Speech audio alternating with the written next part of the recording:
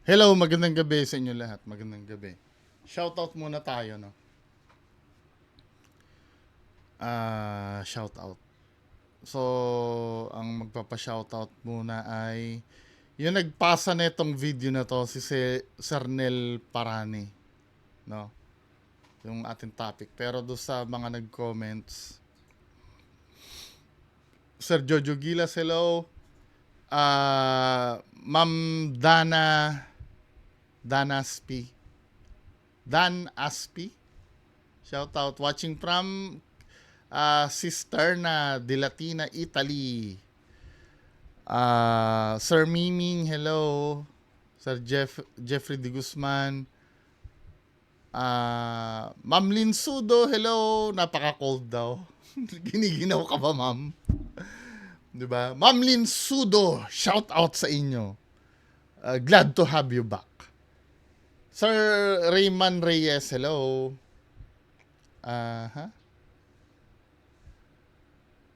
Sir Jajab, hindi ko mabasa kung ano yung name mo, sir. Birthday daw ni Sam, tapos at Kuya CJ niya. Hello, Sam at Kuya CJ. Kamusta na kayo? Nag-aaway ba kayo? Baka mamaya nag-aaway kayo, ha. Magagalit si mama at papa nyo. Sir PCCP Tech, hello. Shoutout daw. At pa-shoutout sa kalugar ko at BFF mo na si Master Gala. Sana mag-explore din siya kasama ni Ghost Hunter 88. Oo nga, no? Re-reactan ko talaga yon para mas maganda yung video. At nakakatakot ng sobra yung tipong itatapon mo na yung CP sa asar. Hello, Joban Gamyaw. Ma'am Eva Santos, hello. Ma'am Lynn Tamori, hello. Sir John Mark Balones, hello. Sir Octaves, Kevin Starfish, hello. Shout out.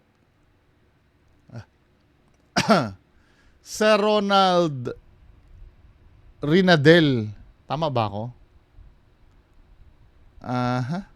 Sir Rigor Mortis, hello. Ito na shout mo to. So proceed tayo dito. Ito medyo interesting itong pinasa sa akin ni Sir, ano name nito ni Sir? Sir Neil Parani. Hello, hello Sir. Ito yung video.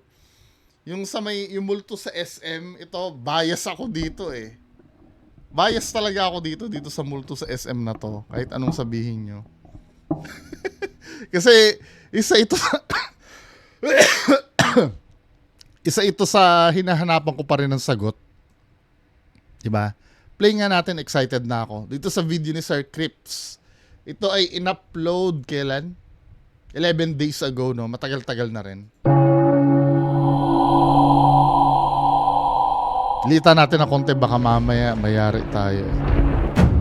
Sa bagay, mga video na sinubmit lang sa kanya to eh, kaya pwede naman natin lakayan ng konti.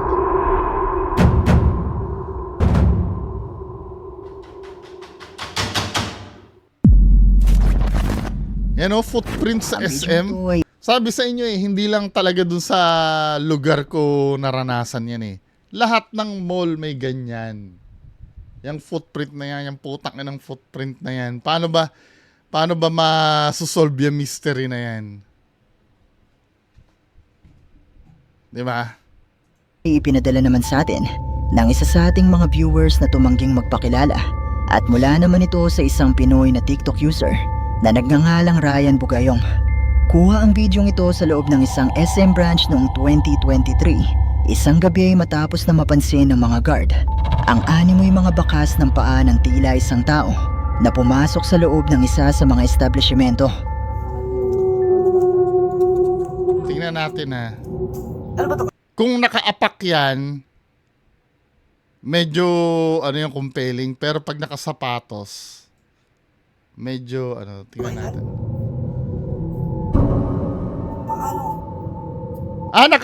Nakasapatos? Ay, hindi to. Hindi siya... Nega ako dito, nega.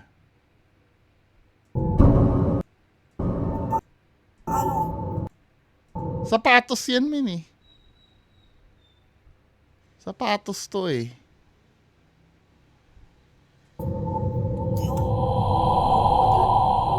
Nega ako dito. Ang footprint na inaano sa SM, yung putik yung ano, tsaka walang sapatos. 'Di ba? Kung mapapanood niyo yung ano, yung ginagawa kong documentary tungkol diyan, hindi siya ganyan eh. Parang powder yan eh. Now, kung ano man yan, ano, hindi ko masabi kung may nangyayari naman talaga na yung misteryosong footprint sa mall. Kahit i-search nyo sa YouTube yung balita tungkol sa ganyan. May nababalita talaga. Kahit sa ang mall. Pero yung ganito, white yung ano, naiga sa akin ito. Kasi sapatos siya eh. Oh. Wait, siguro malabo lang yung camera kaya hindi nakikita yung daliri.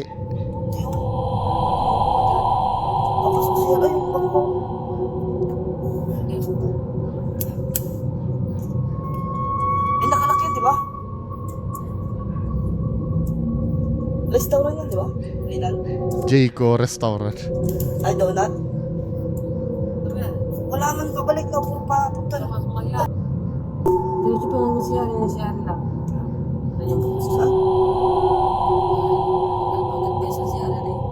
Akala ko pa naman ano, medyo disappointed ako ng konti. Pero papasok ka doon ang palabas. Hindi, feeling ko kung ano man yung footprint na yon ano. Sige, siguro dahil sa flashlight, medyo bibigyan ko pa rin ng partida kung talagang, kasi malabo siya eh kung footprint siya ng paa o ng sapatos. Pero pag sapatos yung gumawa ng footprint kasi, definitely hindi paranormal yun para sa akin. Kasi ang dami ko ng accounts na sasaliksik na footprint sa mall, puro nakaapak sila, kita yung daliri eh. Siguro yon, ito theory ko, no, medyo weirdo. Pero dahil di ba donut shop yon, di ba maraming powdery substance doon. Siguro na apakan ng sapatos tapos ano eh, hindi talaga eh. Wala akong maisip, tinatamad ako mag-isip ngayon pero nega talaga sa akin. Tapos na mapansin ng mga guard ang animo ng establishmento. Ano ba ito kailan? Tingnan natin. Baka ba yan?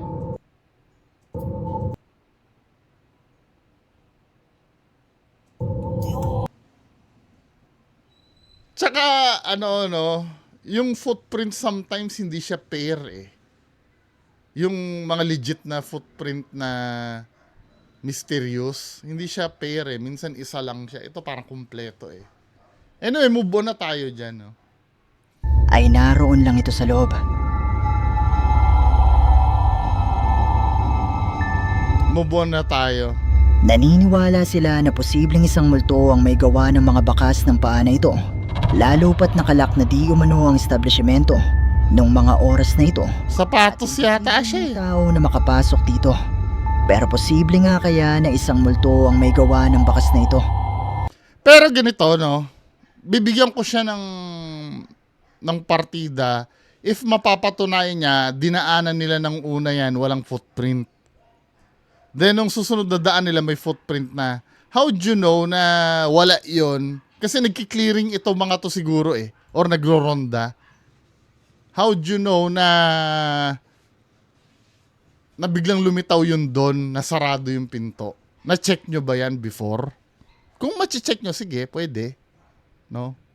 Pero kung wala kayong proof na maibibigay na wala yan nung una,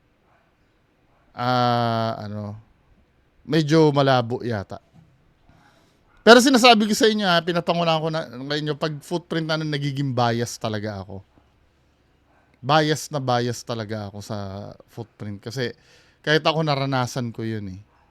Pero kahit na biased ako, katulad ng sinasabi ko before, pag napapag-usapan natin yung footprints na yan, bigyan nyo ako ng magandang explanation tungkol doon na hindi sasagasa doon sa naranasan ko. Kasi may mga comments na ano no, nangyayari yung footprint na yan kung hindi nakatapat sa CCTV.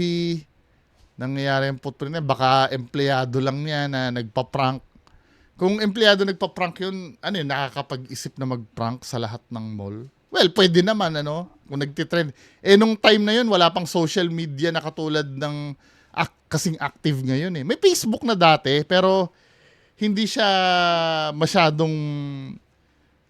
Sabagay, may nagba-viral na rin ng mga panahon na yun eh, no? Pero hindi siya napag-uusapan, hindi siya nagba-viral before eh. Nagkakakwentuhan na lang kami pag nagkakaroon na ng assembly ng mall, ay ng mga branches na yung regarding sa footprint. Na-topic nga minsan yun sa ano eh, sa housekeeping eh, na seminar namin. Ang sabi nung iba, yung taga Dep Store, nung natalakay ang footprint na yan, pag nakita daw nila, ang ino-orient nila dun sa nagmamap, sa janitor, mapin na daw agad. Wag nang bigyan ng focus na ano na, uy, may footprint to, 'di ba? Mapin na agad 'yun ang sinasabi nila. Kasi pagka may footprint na lumilitaw kahit during operations eh. Katulad ng pinuntahan ko, 'di ba? Nagkakaroon talaga eh. Now, ito no, kung tututulan nyo, open naman ako for debunking. Basta hindi lang siya sasagasa dun sa criteria na binigay ko. Ano ba yung criteria na binigay ko? Kasi nung naranasan ko yung footprint na yan, ako mismo, airtight kasi yung ano ko eh, yung batayan ko eh. Kaya super biased ako eh. Kasi ako yung manager dati ng Ace Hardware. May nag-a-agree sa akin na na retail eh. Ako yung nagsasara ng store eh. Ang gawain namin, magre-refill yung mga magre-refill yung mga merchandiser para sa operations bukas. Magre-refill sila. Then yung mga janitor magmamap na yon. Alam ng may checklist ang mga janitor eh, na kailangan gawin nila eh. Kailangan walang kalat talaga. Walang kalat sa sahig. Tapos, ang pangatlo, kami na magki-clearing ngayon. Yung clearing po kasi, titingnan namin ang mga sahig, mga aisle. Kasi kadalasan, iniiwan na madumi ang store, nakakahiya para bukas pag magbubukas. Dahil iiwan na madumi ang store, minsan may mga stock na nakakalat sa aisle na hindi binalik sa warehouse, mga ganon. Ililista namin yung sasanction na namin yung housekeeping at saka mga merchandiser. Paggagawa namin ng incident report. Kasi bawal na bawal yun eh. Hindi mo ginagawa yung trabaho mo nun. Ito nangyayari, titingnan namin yung mga sahig, wala kami makikita talaga nun. Dire-diretso lang kami, wala kami makikita. Diba? Bukas pa yung ilaw nun habang nag-aano kami. Then, pag na-check na lahat, warehouse, palabas na kami dun sa employees entrance, papatayin na namin lahat ng ilaw. Mga signage. Kasama, may listahan yung gwardiya kung ano yung mga gagawin. At kung may mga na-take note din ng gwardiya, walang footprint. Kinabukasan, ako uli ang opening dahil may lakad ako ng hapon. 'Di ba? Ako ang opening. Kung ano yung pagkakasara, ako yung nagsara ng selling area, ako din ang magbubukas ng selling area. Pagbukas namin ng selling area, may footprint na. Mall ito mall, SM Valenzuela ito. Hindi siya pwedeng pasukan ng kung sino-sino. Pagbukas namin, sa CCTV nung ni-review, makikita kami nung gabi, dumadaan kami, wala naman eh. Then hanggang kinaumagahan, makikita na kami sa CCTV na titigil dun sa spot na yon na tinitingnan na namin yung baba. Dahil nagtataka na kami, may footprint na. Walang in-between na nangyayari doon. Napaka-airtight nung Nung time kasi na hindi ko naman kasi alam na magiging vlogger ako eh. Kaya hindi ko inano yung footage nun eh. Pero alam ko, may compilation ako ng mga footprint. Ang ginagawa ko, nilalagyan ko ng tape yun. Inaano ko, inaangat ko tapos dinidikit ko sa bond paper. Nakakompile yun sa drawer ko dati. Ewan ko ngayon, matagal-tagal na rin eh. Baka tinapon rin nung nandun. Lumipat na yata sila ng pwesto doon ng Ace Hardware eh. Yung Ace Hardware ngayon sa sa SM Valenzuela ay department store na ngayon. Kasi nung dati walang department store doon eh. Now, dahil department store na ngayon yon, magtanong kayo ngayon doon sa department store kung nangyayari pa rin yung footprint sa SM Valenzuela. Diba? Garantisado ako yon. Pero open ako for debunking. Wag nyo lang sasagasaan yung naranasan ko. Kasi kapag nag-theory kayo na contradicting dun sa naranasan ko dun, automatic, hindi, sablay yung theory nyo. Diba? Now, kung paano nangyari yon, hindi ko alam. Kung paranormal ba yon, maybe. Pero kung hindi siya paranormal, paano? Diba? Sa CCTV kasi namin nun, nakikita naman yung area kung may footprint, pero hindi mo makakapture kung nagfo-form yung footprint o hindi eh. Kahit may footprint na siya doon, tingnan mo yung CCTV, hindi siya nakikita talaga. Anyway, mag-move on na nga tayo. Malaya kayong i-comment sa ibaba ang inyong mga opinyon.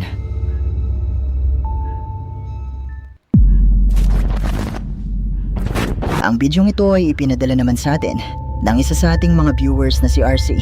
At mula naman di umano ito sa I-paste ko sa baba yung link nung video na ginawa ko do sa footprint sa mall ha. isang TikTok user na hindi na niya maalala ang pangalan.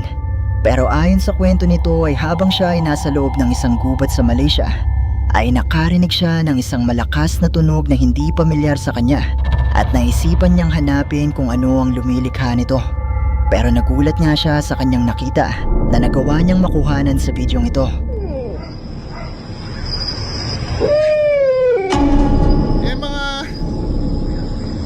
Mga Malaysian ghost hunter to eh. Kilala ito sa paggawa ng mga fake ghost hunting videos, di ba? Meron pa nga dyan, may mga multo na hinahampas nila ng ng kahoy. Ano ito? Next, to? Fake ito. Basta Malaysian ghost hunter. Pero to be fair naman, mas maganda naman ito. Mas nakakatakot naman to kaysa kila Kuya Red. Kila Kuya Red, halata mong peke Ang eh. nakuhanan niya nung gabing ito. Ay, congrats Kuya Red napasama siya sa top 6 siya sa mga dokumentarista. Di ba? I am so proud of Kuya Red.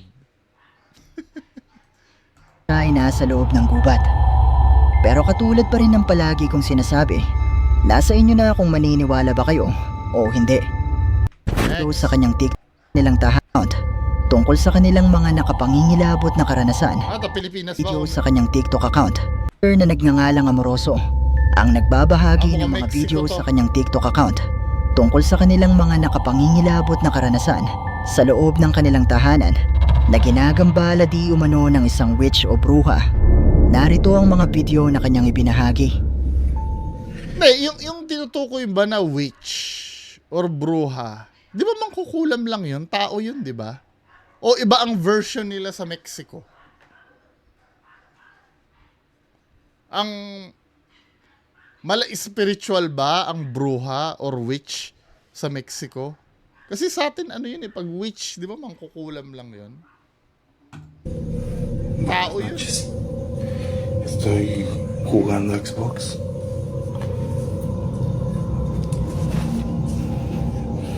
Escuchen.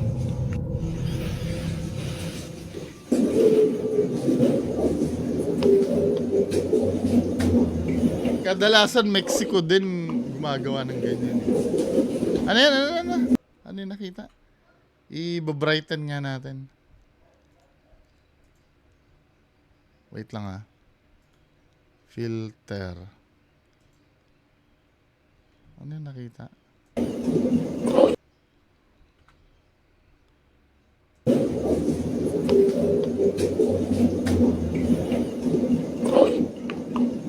yun?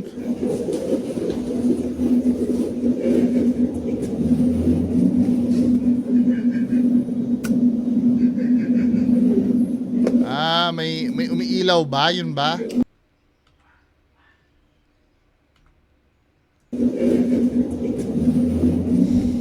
Yun.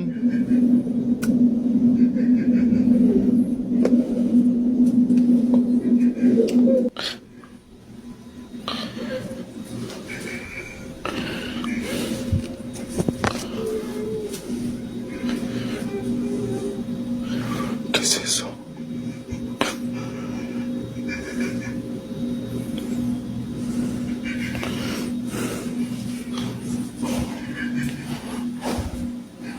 Son casi las 3 de la mañana. Baka ito yung ginaya nung ano ha, nung na-debunk natin last time na may umiiyak din. Na kinuha sa YouTube yung sound effect.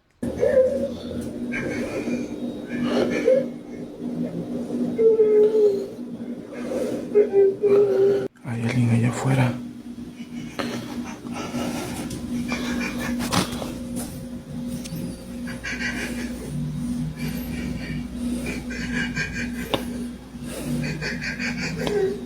Ano yun?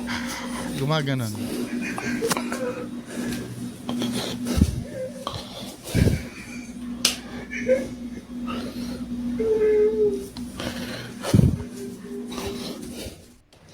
Le están tocando. Sí. La niña empezó a llorar.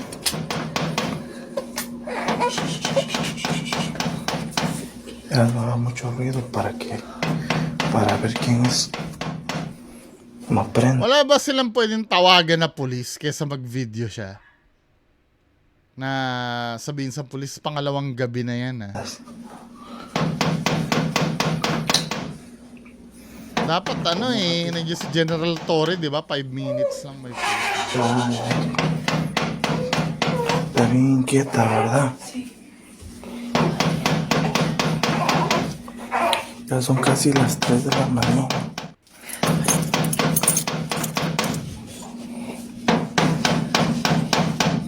Napaka-dumb naman ang decision mo na bubuksan mo yan na alam mong may kababalaghan na nangyayari. Or kahit na hindi kababalaghan, ay paano kung yan ay mapanganib na tao? Hindi mo ba tatanungin sino yan?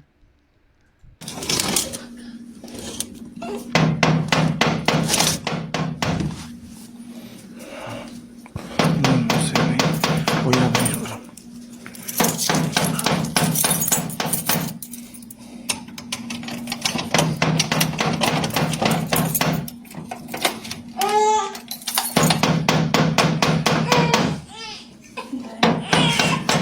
Ya. Ahí quédate, espérame.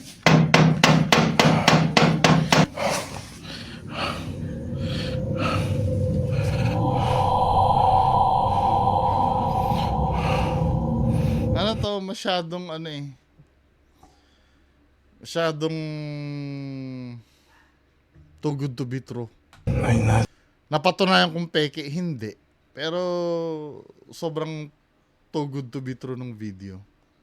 Actually, maraming uri ng ganitong video sa Mexico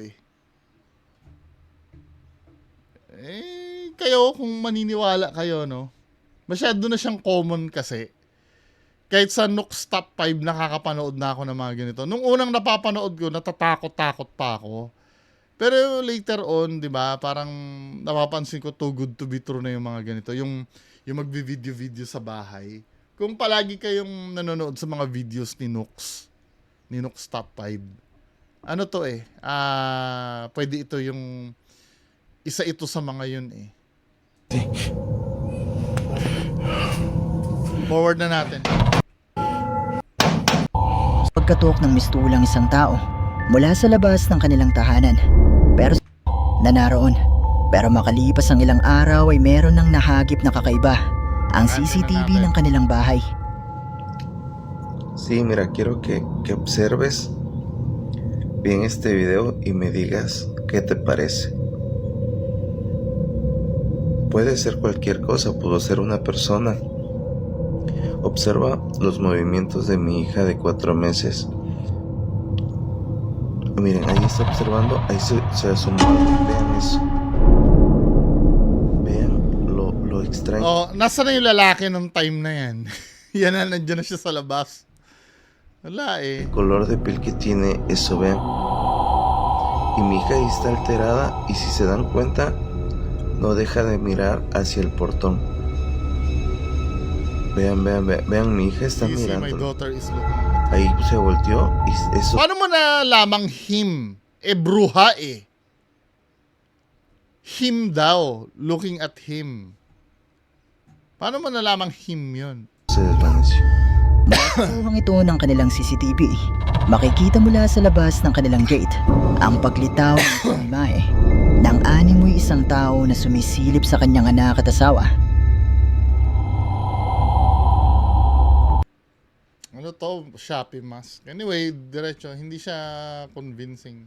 Ngayon, kung maniniwala kayo doon, di go ahead. Meron pa. May kadugtong pa ano nangyari sa sunod. Tila ba nakapasok na ito? 1:40 de la mañana. Parang ano na siya eh. Ginagawa ng teleserye yung ano eh, yung kwento eh. Hindi na to. Let's face the fact na hindi na to totoo. Hay actividad en mi cocina. Na ilang beses na nangyayari sa inyo, hindi ka pa ba magre-report sa police niyan, men? Ang dami mo ng ebidensya na nakukuha, 'di ba?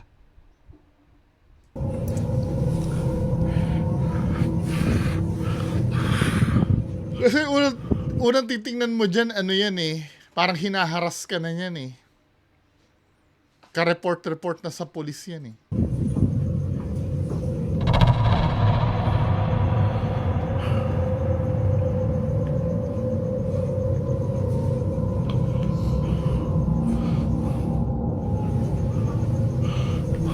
Qué fuerte.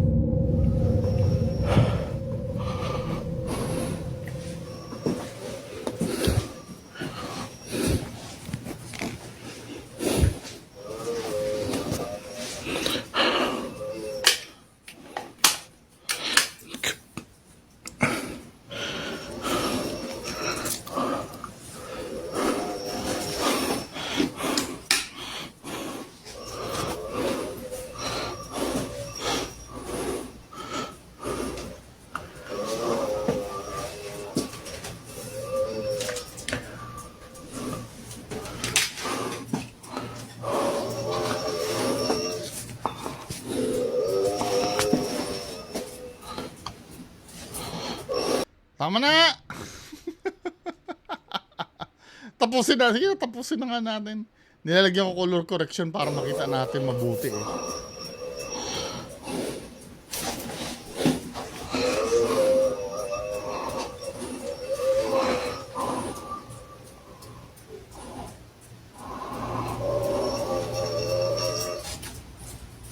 Pero alam mo, mas maganda nang panoorin to mga to kesa sa mga Mindanao, no? Ito kasi kahit papaano may art yung paggawa nila eh. Yung may aabangan ka na may progress yung pagmumulto. Yung sa mga taga Mindanao, alam mo, magpapakita lang. Halaka. My God. Di ba? Ito, hindi ganun eh. ¿Quién anda ahí?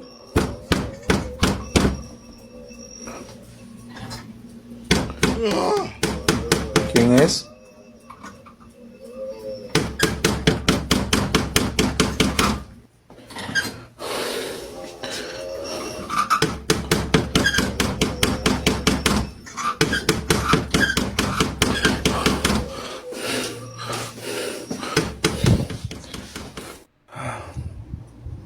Tamo, ilang gabi na, no? Sumunod na gabi, wala bang, hindi ka ba magre-report sa police niyan? Or hindi ba kayo lilipat ng bahay? Come on. Siendo que Ano yung conclusion nito?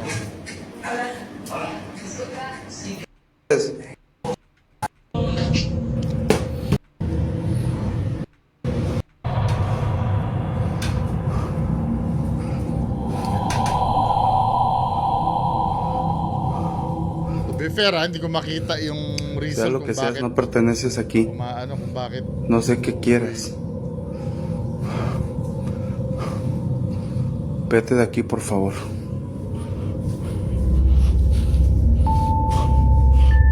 Mula sa mga bidyong ito ay muli siyang nakarinig ng mga nakakapangilabot na tinig. Pero makikita na ang kusang paggalaw ng mga gamit sa loob ng kanilang bahay. Laging gumagalaw, rocking chair eh. Ang kusang pagbubukas ng kanilang TV. Pero sa sumunod na gabi, habang walang kuryente sa kanilang lugar, ay meron siyang nakuhanan na talaga namang Parang Pilipinas din pala, no? Nagbo-brown out din pala doon. kapangingilabot. Se acaba de ir la So luz. ito na yung maximum. Se acaba de ir Kasi, la luz. No lo puedo creer. kasi finale na ito eh. Solo eso me Ito na yung faltaba. pinakamalo.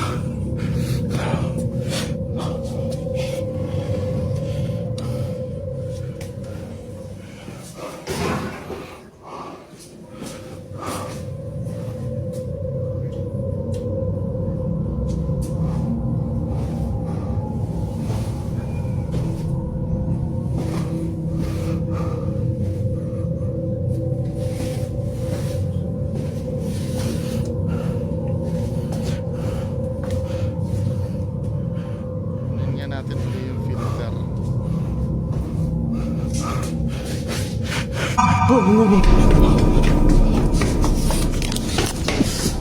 So meron na nagpakita. Nakarinig siya ng mga ingay mula sa ibaba ng kanilang bahay. At sa kanyang pagbaba, ay nakita niya mula sa tumba-tumbang ito ang isang itim na figura na animoy isang tao.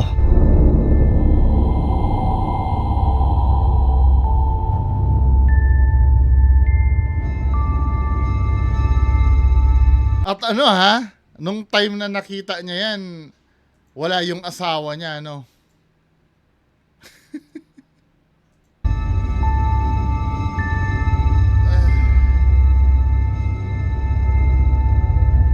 Naniniwala ang kanyang viewers na posibleng ito na ang di umano'y bruha na gustong kuhanin ng kanilang Wait. anak. At mabuti Bruha ba talaga o lalaki? Kasi nakakalito eh. lamang ay wala ang kanyang magina nung gabing ito. Talaga saktong wala yung mag-ina niya ano, nung gabi. Pero totoo nga kaya ang mga nakuhanan niya sa mga bidyong ito? Na tinatanong tayo no kung totoo. Sa akin hindi. Kasi para na siyang series eh. Kung yung pagkakagawa, oo, maganda yung pagkakagawa, magaling. Pero hindi na siya ano eh. I mean masyado na maraming nagaganap. Too good to be true na ika. Now, kung maniniwala kayo doon na totoo yun, di go ahead. 'Di ba? Ginagalang ko ang paniniwala niyo. Anyway, yan lang po muna ang pag-uusapan natin ngayong gabi. Magandang gabi sa inyong lahat. Bye-bye.